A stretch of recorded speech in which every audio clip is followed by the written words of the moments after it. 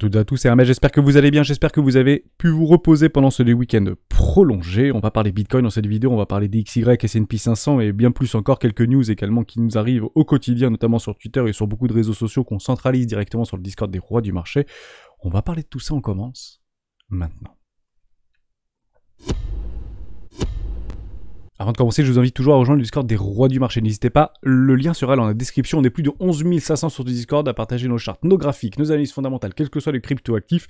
N'hésitez pas à poser toutes vos questions, on est là pour vous répondre. Vous y trouverez également à l'intérieur une documentation qui s'appelle la stratégie des 4 rois, qui prend tout son sens, semaine après semaine, mois après mois, depuis le 1er janvier 2022, si vous l'avez suivi et qu'il vous reste du cash, les opportunités s'ouvrent à nous, mais il faudra être patient.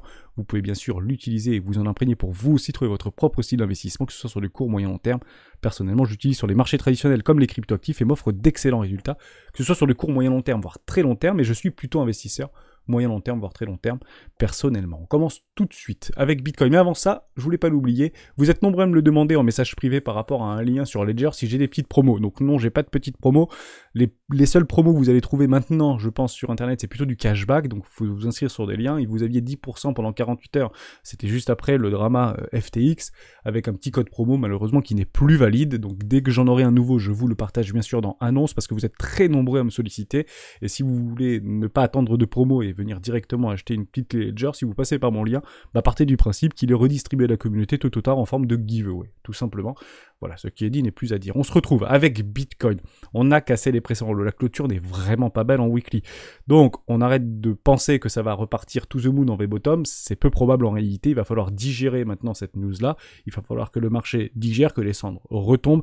On est redevenu entre guillemets baissier, malgré qu'on avait des petites superbes structures en W-weekly, dans des petits W-daily, dans des plus grands W-daily, qu'on avait breaké cette double trendline ici, aussi avec une acceptation au-dessus du premier arrêt. On est venu dans une zone de rechargement de vente logique, et derrière, CZ a fait le reste. Malheureusement, on se retrouve plus bas que terre. Alors oui, ça peut être considéré comme de la chasse à liquidité, de la prise de liquidité. La réponse est oui.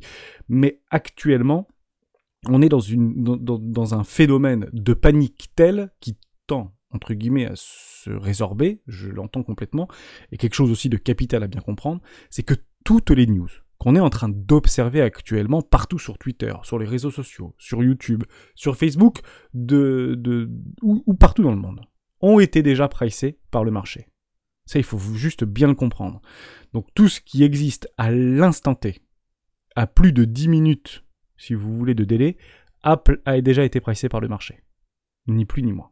Donc beaucoup de volatilité, plus ou moins 10%, plus ou moins 15%, c'est normal, on va chercher les hauts de range, bas de range, on peut revenir en daily ou en intraday, il y a des choses qui sont en train de se mettre en place, les market makers reviennent pour apporter de la liquidité, notamment sur nos échanges préférés, c'est bon pour le marché, actuellement, toutes les news ont été pricées. Donc si on commence à comprendre qu'il n'y a pas 130 entreprises qui ont été impactées par Alameda, mais 142, partez du principe que ça a déjà été pricé par le marché, parce que la news a déjà été donnée.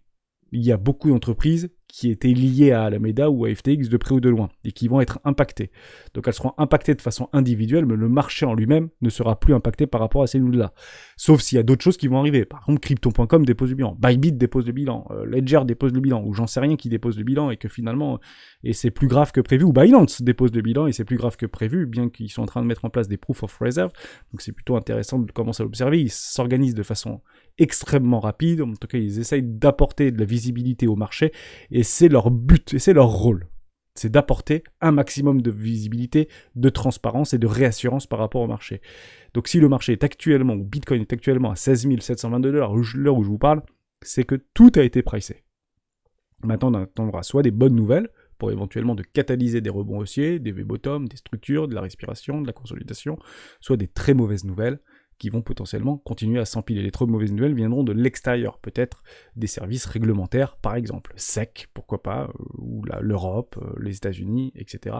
Et ça, on sera vigilant pour pouvoir éventuellement le regarder et peut-être le jouer, si certains veulent le jouer, bien évidemment, mais ça va être extrêmement compliqué dans ce niveau psychologique extrême, ou dans ces vives émotions qui sont encore palpables aujourd'hui. Ça, c'était, je pense, très important. Donc, toutes nos confirmations qu'on avait par rapport à des trendlines, etc., malheureusement, ont échoué. Donc, on se repositionne et on va essayer de retrouver et reprendre du recul par rapport à ce qu'on voit et non pas en fonction de ce que l'on croit. Sachez quand même que Bitcoin tient bien, entre guillemets, par rapport à son prix. Il aurait pu être beaucoup beaucoup plus bas. Et on assiste actuellement en bank run sur beaucoup d'échangeurs. Binance se voit, enfin, beaucoup de Bitcoin sortent de Binance, beaucoup de Bitcoin sortent de Crypto.com, beaucoup de Bitcoin sortent de partout. Donc on est en train d'assister à un réel bank run. Donc ils se doivent aujourd'hui de réagir et de montrer patte blanche. C'est clairement le boulot dans lequel ils se sont, je pense, engouffrés depuis maintenant quelques jours.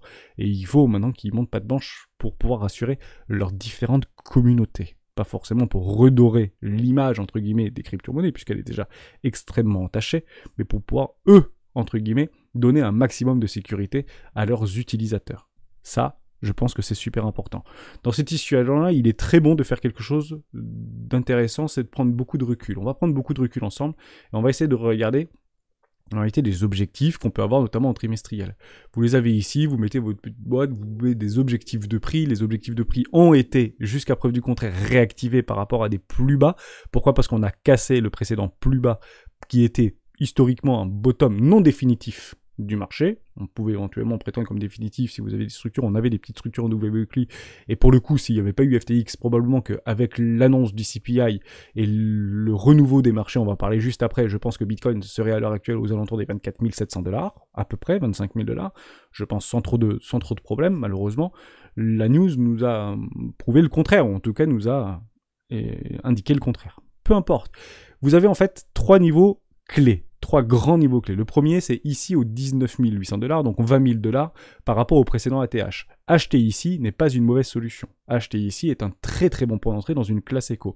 Donc beaucoup ont acheté ici, et c'est une très bonne chose. Bien sûr, ne pas se surexposer, et pas des leviers x50, x100, etc. Enfin, c'est très compliqué de dire, je vais prendre un levier x100, x50 ou x20, et puis je vais le tenir jusqu'à 100 millions de $. C'est un petit peu difficile, qu'on pouvait bien sûr l'imaginer. Surtout si la dynamique n'est pas de votre côté, ou la tendance de fond très long terme n'est pas de votre côté. On fait toujours des bas toujours plus bas que les précédents, et des hauts toujours plus bas que les précédents. Donc on est en trimestriel.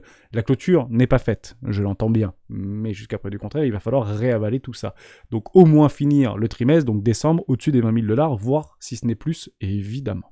Donc ça, c'est très important. Vous avez des objectifs avec des petites boxes jaunes ici, donc 14 000 $ jusqu'à preuve du contraire. Ce qui est intéressant, c'est que c'est une confluence aussi par rapport à des clusters de liquidité. On peut la prendre ensemble, Marstouf nous le partage très régulièrement.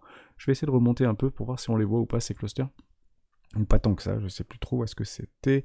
Voilà, juste ici, vous avez des gros clusters BTC Binance du 13 novembre, vous avez des énormes clusters sur les 14 500, 14 000 $. Ce qui est intéressant, c'est que c'est en confluence par rapport à notre petite box ici. Hein, voilà, 14 000 $. Par rapport à quoi ? Par rapport à une clôture trimestrielle précédente par rapport au précédent bull run, qui viendrait également sur une neckline d'un précédent W trimestriel. Donc il est magnifique celui-ci. Donc ça peut être des objectifs de prix. Ça va être difficile d'y aller, et je vais vous montrer pourquoi dans cette vidéo, mais c'est pas impossible qu'on y aille.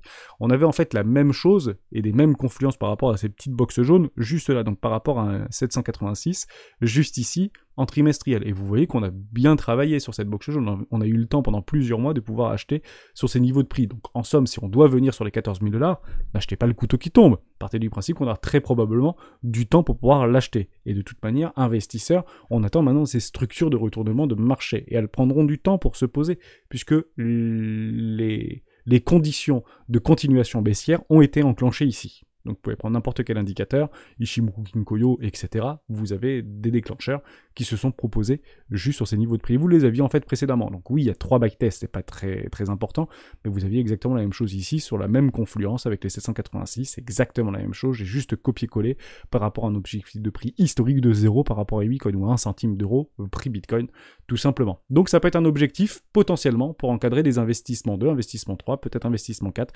Personnellement, j'entendrai des structures de marché. Je n'achèterai pas le couteau qui tombe, même si on vient sur les 14 000 $. Pile, ce n'est pas du tout dans ma stratégie. Aujourd'hui, j'attends personnellement des vraies structures de marché. Mais partez du principe que ici sera très intéressant et éventuellement encadré, tout simplement. Donc comme ça, on prend du recul. Vous avez tout simplement 2 grandes ou 3 grandes, si vous voulez, poches que vous pouvez éventuellement dans laquelle agir. C'est ici 20 000 $. Ensuite, les 14 000 $, et puis après, prix psychologique, les fameux 10 000 $, et vous avez des gaps CME d'ailleurs à 9 600 $. En parlant de gaps CME, on peut d'ailleurs faire un tout petit tour sur les gaps CME.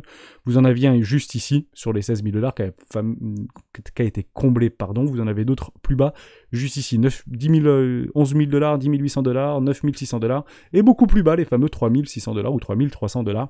90% des gaps CME sont menés à être comblés. Est-ce que ceux-ci, on va potentiellement aller les combler, à ce moment-là, j'agirai très probablement sur beaucoup de cryptoactifs dans lesquels il me reste encore des investissements 2 à réaliser, potentiellement des investissements 3 à réaliser sur les 886. Ce serait également un très bon prix. Je vous dis ça pourquoi? Parce qu'on est en daily et actuellement on est en train d'observer un petit triangle de contraction. La résolution de ces triangles de contraction sont généralement baissières. Pourquoi? Parce que toute la dynamique de fond est baissière. Même en daily, même en 4 heures, c'est baissier. Jusqu'à preuve du contraire. Donc on va plutôt chercher à shorter ce marché plutôt que d'acheter ce marché, notamment en longue. Même si je sais qu'il y en a beaucoup qui le font, mais c'est pas notre boulot en réalité, c'est plutôt la smart money qui doit le faire et actuellement elle tourne plutôt le dos.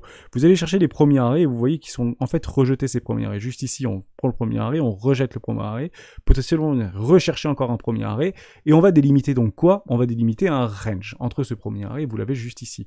Vous avez des bougies, on peut le prendre beaucoup plus haut, 18 500 $. D'ailleurs, 18 500 $, c'est une énorme confluence, on va en reparler juste après. Mais vous avez un range. Si on vient clôturer au-dessus des 18 500 $, vous avez potentiellement un joli signal boule. Si on vient clôturer en daily en dessous des 14 900 $, donc 15 000 $ à peu près, je suis actuellement sur les contrats futurs, à ce moment-là, c'est plutôt bear. Vous avez 15 500 $ sur le spot actuellement sur Binance, sur d'autres choses comme ça. Donc vous avez un énorme range. Et ce range, il n'est pas petit. Hein. Partez du principe que c'est du plus 20%, voilà, plus 25%, jusqu'à moins 15, moins 10%, je pense, moins 15%. Voilà, moins 20%. Donc on peut en fait naviguer juste ici, sans pour autant réintégrer le range, sans pour autant travailler au-dessus du range, qui nous donnerait des signaux extrêmement haussiers. Actuellement, le plus probable, c'est malheureusement de faire de nouveau plus bas et de toujours de nouveau plus bas. D'ailleurs, quand vous le voyez comme ça, on a clôturé en fait cette bougie-là, une bougie, deux bougies, trois bougies, quatre bougies, vous dites ça y est, on est plus ou moins sorti d'affaire, bien que l'intégralité du marché ait également pricé ce qu'on est en train d'observer, c'était déjà arrivé précédemment. Ici, vous aviez une bougie, deux bougies, trois bougies, la quatrième bougie, on est parti arracher tous les précédents halls, on est venu chercher très très bas aux alentours des 4000 $, donc 3600 $ au niveau de Bitcoin. Ici, vous avez la même chose. Vous avez exactement pareil. Vous avez une bougie, deux bougies, trois bougies, quatre bougies, et on est venu faire du moins 50% supplémentaire. Et comme on se retrouve actuellement en 2018, c'est assez facile de le regarder, donc beaucoup vous le regardez, on avait cassé tous les précédents lots, on travaille 5 jours d'affilée sous les précédents lots, et on continue à dégrader. Il faudra bien sûr un catalyseur, ou une perte de confiance importante pour pouvoir continuer à dégrader. Et ça aurait pu continuer à dégrader s'il y avait eu un mauvais CPI par exemple. Si le CPI aurait été de 8,3 ou de 8,5 au lieu de 7,7, à ce moment-là, ça aurait pu être un catalyseur et le marché aurait continué à emporter le marché crypto. C'est pas ce qui s'est passé. Mais ça ne veut pas dire que ça y est, le marché crypto va pouvoir rebondir. Parce que jusqu'à preuve du contraire, on est sur des zones de confluence vendeuses actuellement sur le S&P 500. Et ça, faut pas bien sûr l'oublier. Je vous le montre en 2 secondes, c'est très simple à voir.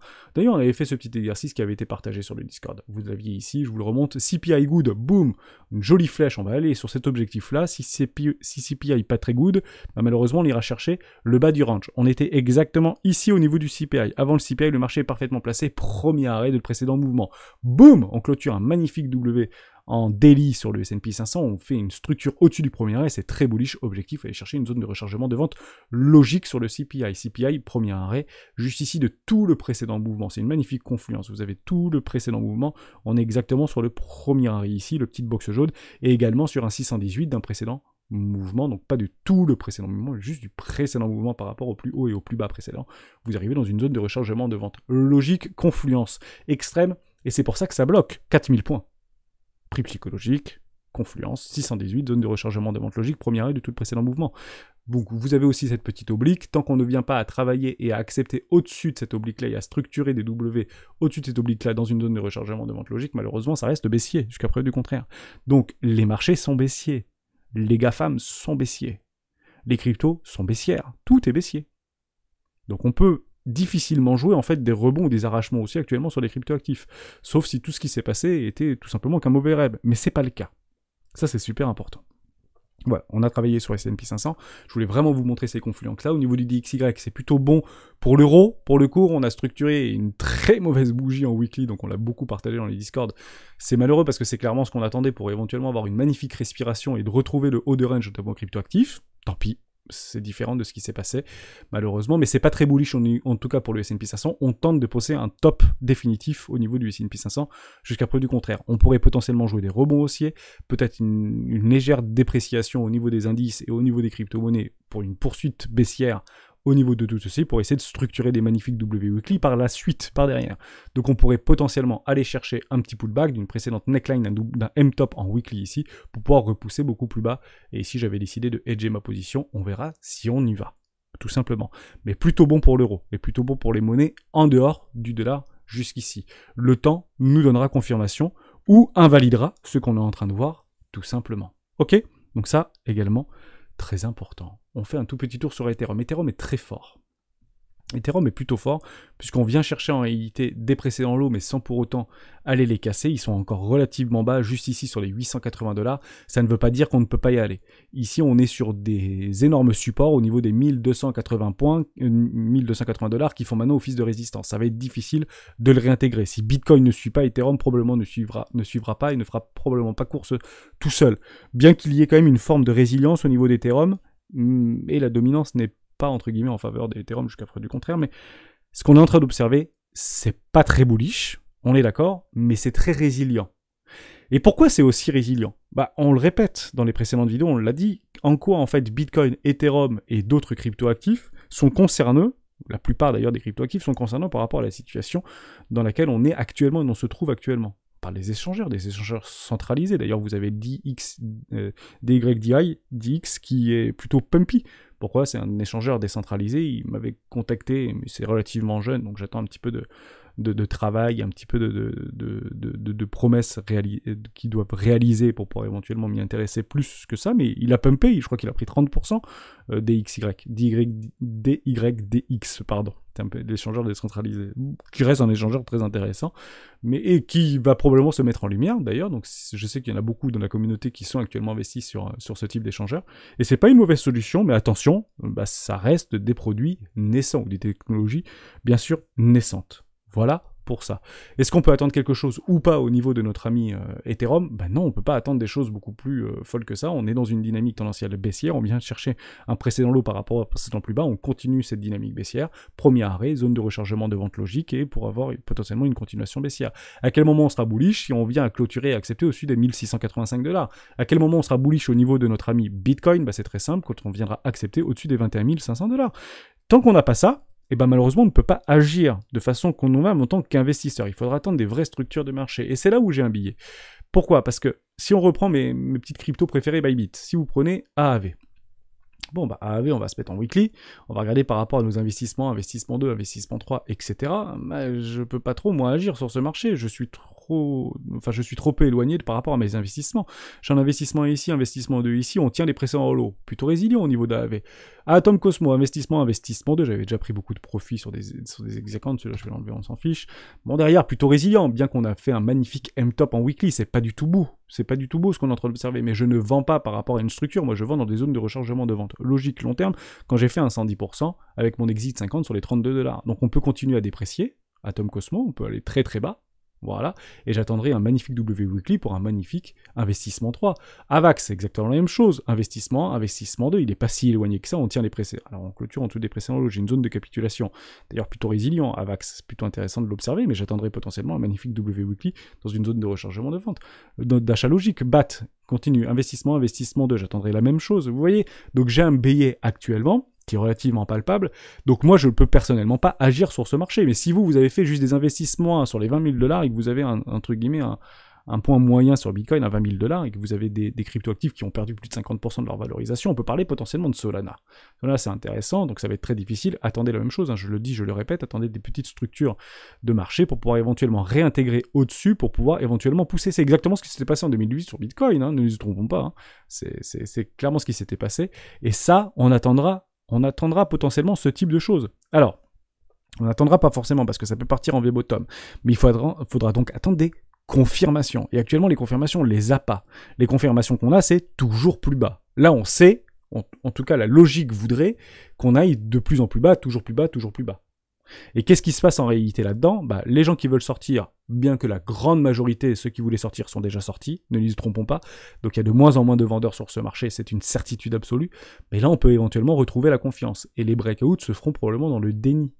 Mince, je voulais pas acheter là, je voulais acheter moins cher, pourquoi j'ai pas acheté ici? Et puis là, vous avez éventuellement, si trop de personnes sont actuellement en levier de vente, et ben à ce moment-là, ça ira beaucoup plus haut.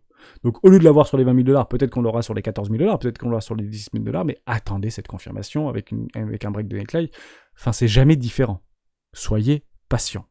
Je pense vraiment que c'est très important. On peut faire un tout petit tour au niveau de l'order flow. Où est-ce qu'il est mon order flow? Il est juste ici au niveau de Coinalyst. Vous avez un ratio long short plutôt en faveur des longues. Donc c'est normal que des très gros portefeuilles viennent capturer la liquidité, puisque c'est leur plan. Donc ils vont chercher la liquidité de stop complètement évident sous les 17 600 $.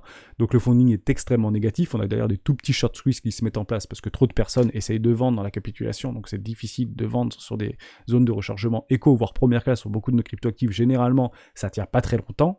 Il fallait s'en préoccuper bien avant ou attendre des retours premier arrêt ou zone de rechargement de vente logique. Jusqu'à preuve du contraire, sur Bitcoin, c'est aux alentours des 18 500 $, 19 500 $, voire 20 000 $. Pour le coup, si vous voulez vendre ce marché, sur Bitcoin, c'est plutôt 20 000 $. Vous avez un énorme cluster d'ailleurs de liquidité de vente actuellement sur notre ami The Kingfisher. Vous l'avez ici, je pense qu'on peut le retrouver par voilà, celui-ci. Merci Marstouf. BTC, USDT, vous avez un énorme cluster sur les 20 000 $, 20 500 $. Et c'est quoi en fait ces 20 000 $ sur notre ami Bitcoin? On peut le regarder ensemble. Il y a de la logique partout.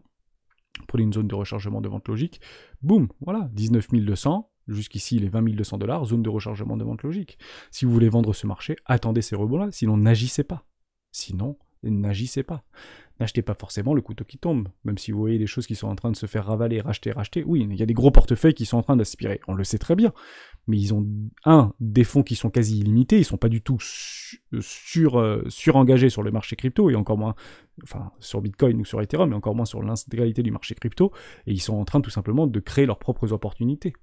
Mais on va le savoir si c'est OK quand on aura nos confirmations. Vous avez cette trendline ici, attendez au moins qu'elle soit, entre guillemets, réintégrée. Vous avez le premier arrêt juste ici, confluence avec cette trendline, et puis derrière une continuation haussière. OK, à ce moment-là, on peut éventuellement agir pour les traders ou les intradés. Mais là, pour le coup, je vois pas des choses à faire de façon extrêmement pertinente. Voilà pour ça. Donc j'ai un billet, investissement 2, investissement 3, investissement 4, malheureusement j'attends, j'ai strictement rien à faire actuellement sur ce marché, à part de l'observer, ni plus ni moins, et j'espère que c'est pour Vous savez, ne pas agir sur un marché, c'est agir, c'est trader, ne pas trader, c'est trader, et on finit juste sur quelque chose de capital. Parce qu'il est quand même résilient, notre ami Bitcoin. Bon, on va regarder ça parce qu'on a quelques informations sur Glassnode et sur The Trading Light. On va aller faire un petit tour sur Trading Light. On va en parler parce que on a tendance à l'oublier. Est-ce que c'est le bottom? Est-ce que c'est le bottom? On le sait pas. On le sait pas puisqu'il n'y a pas de structure de marché. Donc là, pour l'instant, c'est un point bas. On peut définir ensemble que c'est un point bas. On peut pas dire que c'est le bottom définitif à 15 500 $. On le sait pas. Maintenant, il y a des choses qui doivent nous alerter par rapport à une condition de marché, par rapport à un constat sur le marché. S'il y a moins de crypto sur les échangeurs, et ça, on le voit très très bien sur Glassnode, c'est très difficile de les vendre. Si vous sortez vos bitcoins et vous les mettez sur Ledger, c'est pas évident de les vendre. Si vous les sortez des échangeurs, hormis les vendre OTC, ça va être difficile de les vendre. Vous avez également, d'ailleurs en parlant de ça, parce que ça fait longtemps en fait qu'on sort les bitcoins de Binance, de beaucoup d'échangeurs, etc. On le voit très très bien. Vous avez en fait sur un profit and loss, donc c'est les gens qui vendent à perte, donc c'est généralement des holders ou des investisseurs ou des traders qui vendent à perte leurs derniers achats. Vous avez un pic à 2 milliards $. En fait, c'est très peu par rapport à ce qu'on a vécu précédemment. Si vous reprenez Celsius, Terra Luna, c'était beaucoup plus en réalité. On était à plus de 10, voire 12 milliards. C'est pour ça que je dis qu'on a vécu notre capitulation. Je pense que la capitulation, on l'a vécu. Sauf qu'on n'a pas eu ce fameux rebond technique qu'on aurait pu avoir là dans les prochains jours, peut-être. Mais on a eu plutôt une panique. Et une panique un petit peu trop précipitée. Donc, mais malheureusement, on ne connaît pas l'avenir. Donc on joue en fonction de ce que l'on voit et non pas en fonction de ce que l'on croit. On a eu en fait peu de ventes à perte. Ça veut dire que les gens ne vendent pas. Ou en tout cas, les gens ne vendent moins. Ceux qui sont là ne vendent pas. Ceux qui sont là et qui sont encore là, dans la majorité des cas, ne capitulent pas ou ne capitulent plus. Ça, c'est super important. Donc, si vous sortez vos bitcoins des échangeurs, ça va être difficile de les vendre. Et si vous capitulez pas, ça va être difficile de faire descendre le prix. OK pour ça.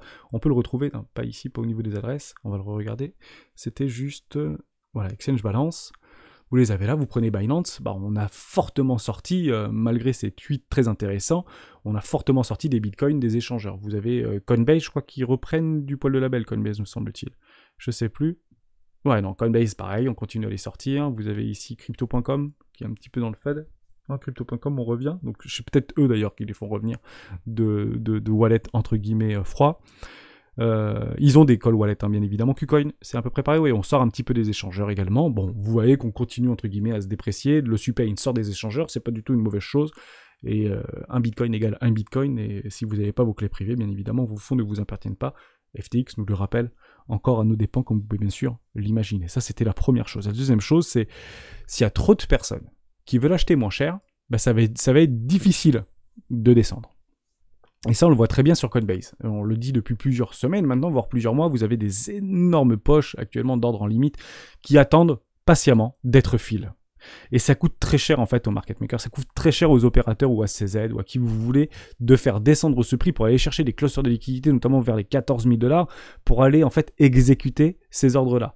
Ce qu'il faut, c'est que les order books soient extrêmement fins. Or, on observe encore que sur Coinbase, ces gens ne disparaissent pas. Enfin, c'est même pire que ça. Ils continuent à empiler des ordres, notamment en limite, ici aux alentours des 14 000 $, aux alentours des 14 100 $, aux alentours des 15 500 $. Enfin, il y a des gros ordres qui continuent en réalité dans la capitulation. Vous le voyez très très bien comme moi. Hein. C'est impressionnant. Voilà. Donc les gens n'ont pas peur d'acheter du Bitcoin. Ils ont peur peut-être des échangeurs, mais ils n'ont pas peur d'acheter du Bitcoin, ce qui est plutôt positif par rapport à ce qu'on est en train d'observer. Vous avez également sur Bitfinex, vous avez une explosion et une continuation d'explosion au niveau des ratios long-short. Surtout au niveau, je pense que c'est beaucoup de long. Ils continuent à créer du long actuellement, notamment sur Bitfinex. Bitfinex est plutôt un échangeur de whales, hein, c'est de la smart money qui sont beaucoup sur Bitfinex. Donc ils construisent du long. Si ces gens-là, entre guillemets, capitulent, et Bitfinex s'était déjà fait exploser, rincer complètement, juste ici. D'ailleurs, c'est toujours en deux coups. Hein. Vous avez ici un gros coup et puis le deuxième coup derrière. Donc on peut bien sûr aller voir plus bas. Soyez très très vigilants par rapport à ça. On n'est pas du tout sur des affaires. Je n'agis pas personnellement sur ce marché. Si vous voulez mon opinion, je ne fais strictement rien. J'observe, j'attends. Je suis quelqu'un de très patient. Et si je dois attendre 6 mois de plus, j'attendrai 6 mois de plus avant de me positionner sur de nouveaux investissements. Parce qu'après, je suis surexposé. Et si je me surexpose, c'est soit quand je suis sûr et qu'on est vraiment sur des points très très bas, donc 12 000 $, 10 000 $, 13 000 $, etc. Et puis j'avais décidé d'acheter à ce moment-là, soit j'achèterai pas et je garderai beaucoup de cash, mais c'est le plan qui veut ça et c'est la stratégie bien sûr qui veut ça. Donc on le voit, il y a des gens qui veulent acheter beaucoup plus bas. S'ils veulent acheter plus bas, c'est difficile de descendre puisque l'objectif pour les échangeurs, et comme beaucoup de gros portefeuilles qui sont actuellement engagés sur ce marché, c'est de les faire acheter plus haut pour pouvoir vendre leur Bitcoin. Ce qui est très important, et je finirai cette vidéo, on n'a pas fait beaucoup de news, on n'a pas fait beaucoup de choses comme ça, mais vraiment très important, évitons ou n'achetons pas, si vous voulez, le sang. Acheter le sang, c'est le boulot des instits, c'est le boulot de la smart money, c'est le boulot des baleines et des big boys. Achetez la force. Et la force, vous les avez dans des structures de marché. On commençait à avoir des signes de force, et non pas de faiblesse, mais des signes de force sur Bitcoin il y a encore une semaine. Donc c'est ça qu'il faut acheter. Et c'était pas une mauvaise solution, croyez-le ou non, hein, mais c'était clairement pas une mauvaise solution de commencer à racheter du Bitcoin si vous n'aviez pas décidé d'acheter sur les 20 000 $, par exemple ici, de racheter ici sur les 21 000, 20 000, 22 000 $, enfin 21 000 $, on n'est pas allé beaucoup plus haut, c'était pas une mauvaise solution, parce que vous aviez eu des vraies confirmations et des premières confirmations. Il fallait des acceptations, donc on peut acheter, n'ayez jamais peur d'acheter trop, je le dis très très souvent, mais pour le coup, c'était pas une mauvaise solution d'acheter ici. On s'est fait rincer, mais encore une fois, on n'est pas surexposé. C'est pas des investissements all-in ici, c'est encore une fois des investissements 2. Si vous aviez acheté à 30 ou 40 000 $, un investissement 2 sur les 20 000 $, moins 50%, vous connaissez la stratégie maintenant, bien mieux que moi très probablement, c'était un très bon point d'entrée. Et si je n'avais, entre guillemets, pas acheté du Bitcoin à 23 000 $, j'aurais racheté, si j'en avais acheté à 40 000 $, même si c'était en dehors d'une zone de rechargement d'achat long terme, j'en aurais très probablement acheté à 20 000 $ pour un investissement 2. Et honnêtement, le truc peut partir à 10 000, je suis ma stratégie. Donc j'ai pas d'émotion par rapport à ça si vous voulez. Donc n'achetons pas le sang, puisque le sang, on ne sait pas jusqu'où il arrête de couler. Achetez la force. Et acheter la force, c'est si on vient allonger cette énorme trendline, qu'on n'a toujours pas entre guillemets testé, partez du principe que ce sera des prises de profit de vendeurs à découvert ici, attendez potentiellement des magnifiques structures et un break de cette fameuse petite trendline ici. Par exemple, vous voyez, avec un Ichimoku Kinkoyo qui redevient haussier par rapport à un daily, par rapport à un weekly, par rapport à tout ça, je préfère acheter ici plutôt que d'acheter ici, mais je vous le dis très très régulièrement. Je conclue juste là-dessus. Bitcoin, il est fort. Ouais, il est super fort parce qu'on n'est pas à 10 000 $. Jusqu'à preuve du contraire. Et ce qui vient de se passer, c'est du Lehman Brothers puissance 12 en réalité dans l'univers des cryptoactifs. Parce que les tenants et aboutissants de cet événement est bien plus important d'un point de vue systémique vis-à-vis de ce qui s'était passé sur Lehman Brothers. Lehman Brothers était une très grosse banque, c'était 600 milliards de dollars d'actifs sous gestion, et partez du principe que ce qui s'est passé sur FTX, c'est la deuxième plus grosse banque, enfin le deuxième plus gros échangeur sur les contrats à terme et contrats futurs de la cryptosphère, c'est très gros. C'est bien plus gros que Lehman Brothers d'un terme impact psychologique et impact, si vous voulez, financier sur l'univers des cryptoactifs. C'est très très important. Donc il est fort, parce qu'actuellement il n'est pas à 12 000 $. Maintenant, si on le sait qu'il est fort, malheureusement, on ne le voit pas. On peut le croire, mais on ne peut pas agir en fonction de ce que l'on croit, uniquement en fonction de ce que l'on voit. Et actuellement, on ne voit rien. Attendons des confirmations. Si vous voulez les jouer, jouez-les. Si vous voulez jouer votre trading et vos setups, c'est pas une mauvaise solution. Soyez juste prêts à encaisser la volatilité. Il y aura plus de volatilité puisqu'on vient de sortir d'un range. Nous sommes maintenant passés en tendance. Tendance baissière. Soit il y a des réintégrations violentes, soit il y a des continuations baissières. La volatilité sera de pair. Le cours, c'est 80% du temps en range, 20% en tendance. Nous sommes dans ces 20%. Je vous déconseille, même si je ne peux pas faire de conseils en investissement encore, mais techniquement, je ne vous préconise pas de jouer les contre-tendances. Ne jouez pas les contre-tendances. Le FOMO, je réponds souvent à cette question-là. Le FOMO ne se présente jamais dans les ranges. En réalité, c'est dans des résolutions de range. Dès lors, vous avez peut-être senti ça. Vous avez peut-être envie très fort d'acheter ce marché. Bah oui, en réalité, le FOMO, il n'est pas dans les ranges. Le FOMO, il est quand on vient à résoudre des ranges. Et on a résolu un range par le bas. Et là, on a très envie de l'acheter. Très envie de l'acheter. Sauf que si vous revenez dans le passé, acheter ce type de choses, ça a marché 3 fois en 5 ans. Eh oui, 3 fois en 5 ans. Moi, ce que je vous dis, et je le redis, je pense que vous aurez du temps à acheter à 16 000 $. Ou à 16 757 $, à l'heure où je vous parle. Je pense qu'on aura du temps et on pourrait à plusieurs reprises acheter à 16 760 $. Mieux encore, je pense très probablement que maintenant qu'on a résolu ce range par le bas et ce que je vois m'indique que nous sommes maintenant en tendance baissière ou de nouveau en tendance baissière, on a résolu ce range par le bas, c'est qu'on pourra même acheter peut-être probablement plus bas. Tout simplement. Jusqu'à ce que mes invalidations se mettent en place. Ma première invalidation, elle est où? Elle est tout simplement ici, 21 500 $. Une acceptation au-dessus des 21 500 $, tout ce qui s'est passé pourrait peut-être être considéré, je dis bien peut-être, puisque nous n'y sommes pas, comme un vilain cauchemar. Merci à toutes et à tous d'avoir suivi cette vidéo jusqu'au bout. Je ne bouge plus de ce marché, mais je reste à votre contact si vous avez la moindre question. Rendez-vous sur les Discord des rois du marché. Ciao.